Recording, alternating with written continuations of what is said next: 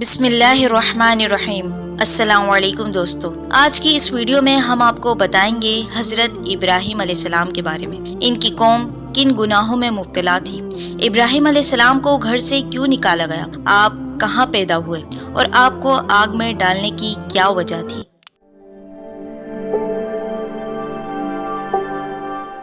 ان تمام سوالات کے جوابات جاننے کے لیے ہمارے ساتھ اینڈ تک جڑے رہیے گا۔ حضرت صالح علیہ السلام کے بعد اللہ نے حضرت ابراہیم علیہ السلام کو مبعوث فرمایا۔ حضرت ابراہیم علیہ السلام اولو العزم پیغمبر ہیں۔ ان کے والد کا نام تاریخ اور ان کا لقب آزر تھا۔ ان کی قوم بت پرستی میں مبتلا تھی۔ 5 پیغمبروں کو اولو العزم پیغمبر کہا جاتا ہے۔ اللہ نے ان سے بہترین کام لیے۔ نوح علیہ السلام، ابراہیم، موسیٰ، عیسیٰ اور حضرت محمد صلی اللہ علیہ وآلہ وسلم۔ ابراہیم علیہ السلام کا لقب ابو الانبیاء ہے۔ ابو الانبیاء کا مطلب نبی کے باپ۔ انہی کے خاندان سے بہت سے نبی آئے۔ انہیں خلیل اللہ اور خلیل الرحمن بھی کہا جاتا ہے، یعنی کہ اللہ کا دوست۔ قرآن میں 25 سورتوں میں آپ کا ذکر آیا ہے اور 63 ٹائم ابراہیم علیہ السلام کا نام آیا ہے۔ آپ عراق کے شہر اور میں پیدا ہوئے۔ اور سالم مطلب سلامتی کا شہر۔ ابراہیم علیہ السلام کی قوم 3 قسم کے شرک میں مبتلا تھی۔ چاند ستاروں کے آنے جانے پر یقین رکھنا، ان کا یہ بلیف تھا کہ زندگی پر، اولاد پر اور انسان پر اثر پڑتا ہے۔ آب پرست مطلب آب و اجداد پرست۔ مجسمے بت کو ہاتھ سے بنا کر اس کی عبادت کرتے تھے۔ آپ کے والد اپنے ہاتھ سے خود بت بناتے اور بیچتے اور بت کھانے کے ذمہ دار بھی تھے۔ جب آپ کے والد بت بناتے تو ابراہیم علیہ السلام پوچھتے، اس کا کان کیوں بڑا ہے؟ کسی بت کے کان بڑے ہوتے تو کسی کی آنکھیں۔ ابراہیم علیہ السلام کے والد کہتے، نہیں بیٹا، ایسا نہیں کہتے، یہ ہمارا معبود ہے۔ پھر سوال کرتے تو والد جواب میں کہتے، یہ سننے والا بت ہے۔ آگے سے یہ سوال کرتے کہ یہ بولتا کیوں نہیں؟ والد بیٹے کو چپ کروا دیتے اور چلے جاتے، ان پر بیٹھ کر سواری کرتے۔ اللہ نے آپ کو بچپن ہی سے رشد و ہدایت سے نوازا اور ان کو رسول بنایا۔ سورہ انبیاء 51۔ اور ہم نے ابراہیم علیہ السلام کو سب سے پہلے ہدایت دی اور ہم اس کو جانتے تھے اور اس کا اہل حقدار ہے۔ حضرت ابراہیم علیہ السلام سب سے پہلے توحید کی دعوت اپنے باپ کو دی۔ وہ بتوں کی پوجا کرنے والوں میں سے تھا اور وہی آپ کی خیر خواہی اور نصیحت کا زیادہ حقدار تھا۔ سورہ مریم میں اللہ تعالیٰ فرماتے ہیں، جب انہوں نے اپنے باپ سے فرمایا، اے میرے ابا جان، آپ ایسی چیزوں کو کیوں پوچھتے ہیں جو نہ سن سکے اور نہ دیکھ سکے اور نہ آپ کے کچھ کام آ سکے۔ اے میرے ابا جان، مجھے ایسا علم ملا ہے جو آپ کو نہیں ملا۔ آپ میرے ساتھ ہو جائیں، میں آپ کو سیدھی راہ چلا دوں گا۔ شیطان کی پرستش نہ کیجیے، شیطان خدا کا نافرمان ہے۔ ابا، مجھے ڈر لگتا ہے خدا کا عذاب آ پڑے گا، تو آپ شیطان کے ساتھی نہ بن جائے۔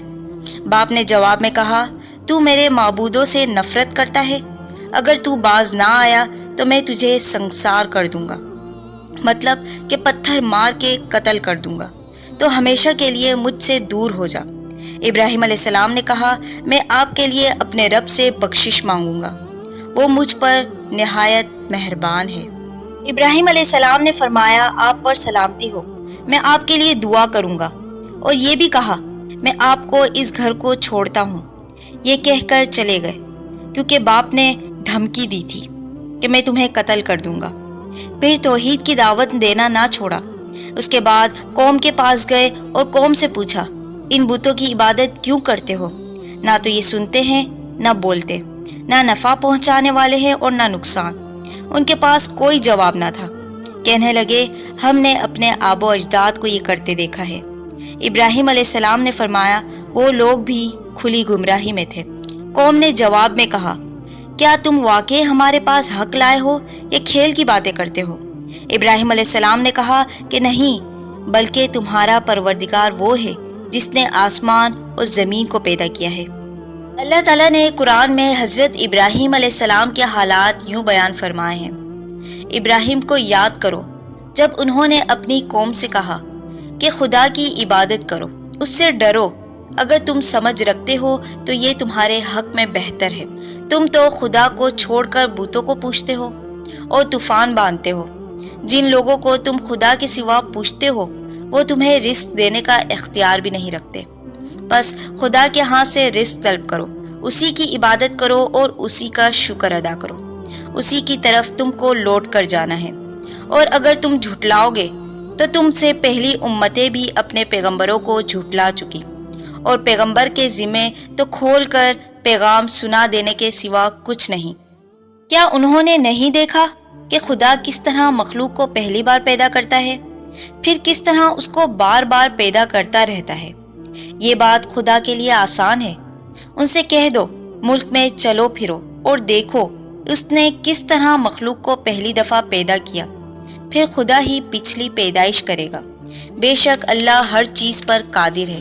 پھر جسے چاہے وہ عذاب دے اور جسے چاہے اس پر رحم کرے، اور اس کی طرف تم کو لوٹ کر جانا ہے۔ تم اس کو نہ تو زمین میں عاجز کر سکتے ہو اور نہ آسمان میں، اور نہ خدا کے سوا نہ تمہارا کوئی دوست ہے نہ مددگار۔ اور جن لوگوں نے خدا کی آیتوں سے اور اس کی ملاقات کے دن سے انکار کیا وہ میری رحمت سے نا امید ہو گئے ہیں، ان کے لیے دردناک عذاب ہے۔ میرا رب مجھے کھلاتا ہے، پلاتا ہے، زندہ کرتا ہے اور موت بھی دیتا ہے، اور میں جب بیمار ہوتا ہوں تو وہی شفا دیتا ہے۔ قوم اس بات پر سوچنے لگی لیکن ایمان نہیں لائی تھی۔